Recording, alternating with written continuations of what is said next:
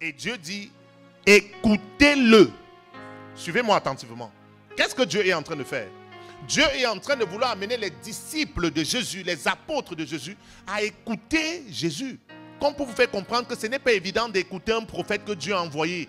Ceux qui écoutent le prophète sont ceux qui écoutent la voix du Père, Dieu, et non la voix d'un prophète sur la terre. Parce qu'il y a la voix du prophète et il y a la voix de Dieu. Dans la voix du prophète peut être une voix corrompue. Mais la voix de Dieu est pure.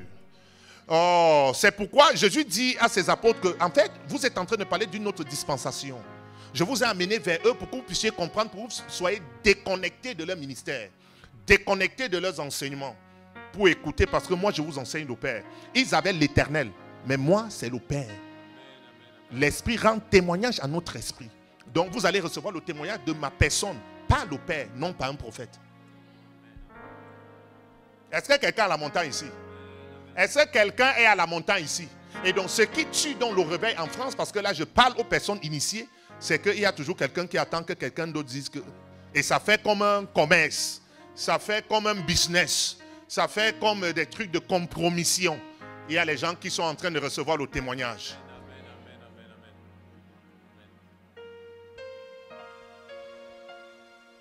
Du Saint-Esprit, rends témoignage à mon esprit. Ça veut dire qu'ils n'écoutent plus Moïse et Élie, mais ils écoutent maintenant Dieu. Parce qu'ils sont avec Jésus, ils sont avec la source, mais ils ont du mal à comprendre la source. Ils disent, mais Moïse avait ouvert le Jourdain. Élie a appelé le feu. Ils ont tous ces témoignages. Jésus a ressuscité les morts, ils ont déjà oublié.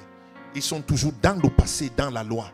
Jésus dit, écoutez-moi, je vais vous enseigner quelque chose. Regardez, déjà ce que je vais vous faire comme démonstration, c'est que le Père va parler. Et les deux que je viens de rencontrer, ils ont une autre mission après. Vous voulez les suivre? Vous allez revenir pendant la grande tribulation. Ou la grande tribulation va vous attendre sur la terre. C'est une prophétie. Si vous voulez les suivre, parce qu'ils n'ont pas terminé leur mission. Moïse a frappé le rocher, je l'ai retiré. Parce qu'il avait ma miséricorde. Il n'a pas terminé son travail. Il va revenir terminer son travail. Élie, il a demandé la mort. Il n'a pas terminé son travail. Donc ce n'est pas une joie de revenir pendant la grande tribulation.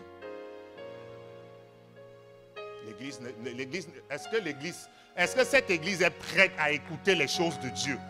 Ce n'est pas une joie de rester pendant la grande tribulation. Ce n'est pas une joie pour un serviteur de Dieu de revenir pendant la grande tribulation. Ça veut dire que tu n'as pas terminé ta mission. Il dit donc, si vous voulez donc rester, vous-même qui êtes mes apôtres là, vous allez rester pendant la grande tribulation.